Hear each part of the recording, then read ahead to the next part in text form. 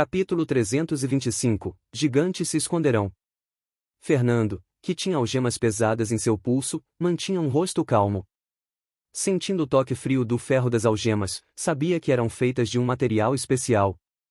Algemas de Evral, também conhecidas como aço anão. Evral era um material extremamente procurado em toda a Avalon. Suas propriedades estranhas permitiam-lhe não só ser extremamente resistentes, como inibir e dispersar o mana. Pessoas presas com esse tipo de material não conseguiriam usar magia facilmente. Fernando obviamente já havia ouvido falar desse material. Depois de se tornar tenente, ele vinha aprendendo sobre uma série de coisas das quais nunca havia ouvido falar. Olha para ele. Pensar que mal foi nomeado tenente já está acabado. Um dos soldados disse, numa mistura de pena e remorso. Tanto faz, isso foi escolha dele. Aqueles que vão contra a legião devem ser punidos. Não é nosso trabalho nos importar com lixo de quinta. Outro respondeu, com desagrado. O primeiro guarda franziu a testa ao ouvir isso. Você sabe que só está respirando agora por causa desse lixo de quinta, certo? Ouvindo isso, o outro homem teve uma leve mudança de expressão, mas não respondeu. Ambos sabiam desse fato. Não só eles, toda Belay sabia das contribuições de Fernando e de outras figuras importantes para a salvação da cidade. Apesar disso, também sabiam que as leis do Salão e da Legião eram supremas, salvo em algumas raras ocasiões, ninguém poderia infringi-las e sair impune. Ser o responsável pela morte de várias pessoas dentro das muralhas era algo terrível, mas destruir uma guilda inteira era algo que ia muito além dos limites toleráveis. Ainda mais em tempos de guerra, onde a atuação das guildas era extremamente vital para as cidades do fronte. Contar apenas com as tropas da legião para a defesa, era um sonho tolo que nenhum general do fronte ousava ter. Por isso, guildas eram um recurso tão importante.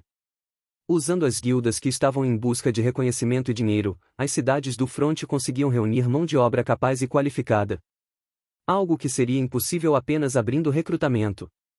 Com a destruição da Guilda Fúria pelas mãos do Batalhão Zero, uma situação complicada havia acontecido. Se o batalhão não fosse punido, a credibilidade de Belay e dos próprios Leões Dourados iriam cair muito, o que poderia levar a muitas guildas abandonando as cidades. Por outro lado, Fernando e os membros do Batalhão Zero haviam sido uma força importante na defesa de Belay. Se eles fossem jogados ao ostracismo, a moral das tropas e a reputação do Salão de Belay para com o povo poderia ser arruinada. Não muito tempo depois, Verus chegou em um dos edifícios do Salão de Belay, acompanhado de alguns guardas que levavam o prisioneiro, Fernando, em custódia. Parando ao lado do jovem tenente, Verus tinha um rosto complicado. Ao mesmo tempo que detestava as atitudes indisciplinadas do jovem, também via um grande potencial nele. Por isso, o que estava prestes a acontecer era algo que não o agradava. As suas ações de hoje causaram ondas em toda a cidade. Devido a isso, um tribunal militar foi criado com emergência para julgar suas ações. Fernando levantou uma sobrancelha, olhando para o homem, mas sua expressão se mantinha indiferente. Suspira. Vendo as atitudes do jovem, o major desistiu de tentar falar algo para assustá-lo e deixá-lo cauteloso. Pessoas como ele, que eram inconsequentes e sem medo, eram as mais difíceis de lidar. A melhor maneira dessas pessoas aprenderem era depois de sofrer. Entre ponto e disse, empurrando-o em direção aos guardas na entrada do salão. Com o rosto erguido, Fernando adentrou no grande salão com o Major Verus logo atrás. Assim que o fez, foi contemplado pela visão de dezenas de pessoas, incluindo o General Dmitri, General Teles e muitas outras figuras importantes. O local todo era oval e as cadeiras organizadas em assentos que iam do lado direito ao esquerdo, de forma que o julgado estava sendo observado de todos os lados. Levantando-se, Teles olhou para o jovem, com uma expressão escura. Agora, daremos início ao julgamento do Tenente Fernando, bem como do Batalhão Zero.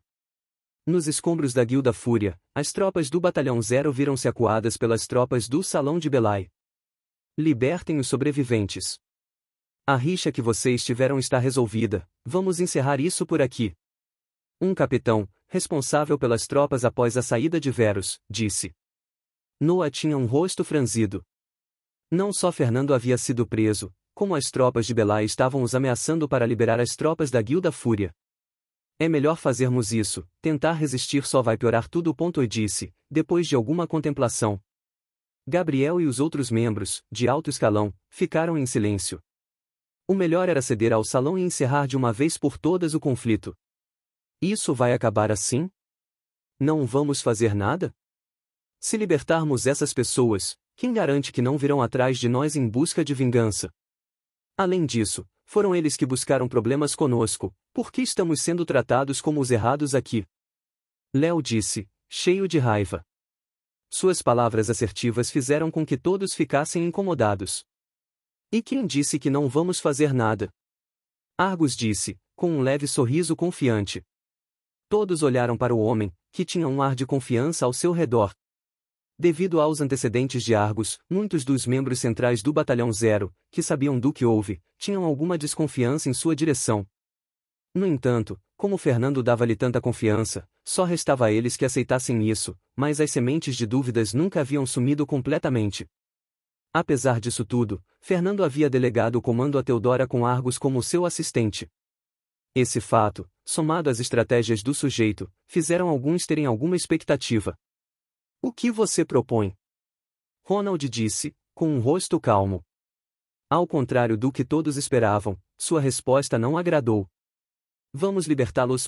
E disse, com um sorriso gracioso e calmo. Vendo os rostos irritados de todos ao seu redor, Argus continuou, sem se preocupar. Mas antes disso, vamos confiscar 90% de tudo que carregam. Assim, se quiserem tentar algo contra nós no futuro, terão muito mais dificuldades. As tropas de Belai também não irão se opor, e caso o façam, podemos alegar que essa é a restituição devido às nossas perdas. Todos olharam para o sujeito com espanto. Você é mais cruel do que eu imaginava. Lenny comentou, surpreso. Retirar as economias e recursos dos sobreviventes da Guilda Fúria era o mesmo que jogá-los no fundo do poço. Para aqueles mais fracos, até sobreviver seria difícil depois disso, muito menos buscar vingança. Argus abriu um leve sorriso em resposta ao comentário. É apenas meu dever.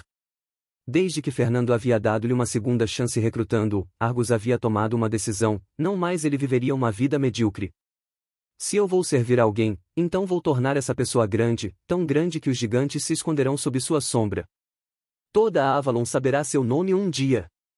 Ao contrário de suas aspirações mais profundas, Argus mantinha uma fachada calma e sorridente. Façam isso. Teodora disse, com os braços cruzados, enquanto olhava para o sujeito. Ambos já haviam tido rixas pesadas um com o outro, mas em determinado ponto, começaram a se entender de uma forma que ia muito além de palavras. De certa forma, Teodora e Argus carregavam passados similares. Enquanto a própria Medusa havia se infiltrado nas terras dos homens a mando dos Elfos Negros, Argus também havia sido um espião dos Lobos de Batalha, e no fim, ambos traíram seus mestres para servir a uma única pessoa, Fernando. Como pessoas que compartilhavam experiências e vivências semelhantes, era fácil para um entender as intenções do outro. Ela não mais desconfiava de Argus, sabia que o sujeito estava verdadeiramente trabalhando pelo bem do Batalhão Zero. Sendo assim, autorizou suas demandas. O quê? Vocês já saquearam nossa guilda, mataram tantos de nós e ainda confiscam nossos pertences? Um soldado rendido gritou, em pânico. Malditos covardes! Outro rugiu de fúria. Os ânimos se acenderam nas tropas rendidas, enquanto os soldados de Belai acompanhavam a liberação dos rendidos.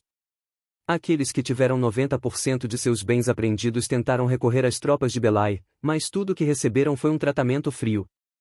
Agradeçam por estarem vivos, não sejam gananciosos. O capitão encarregado das tropas de Belai disse, num tom irritado. A verdade é que apesar de condenarem as ações precipitadas do jovem tenente, muitas pessoas do exército de Belai também apoiavam sua atitude. Um tenente que inicia uma guerra com uma guilda inteira apenas por causa de um cabo de baixo escalão.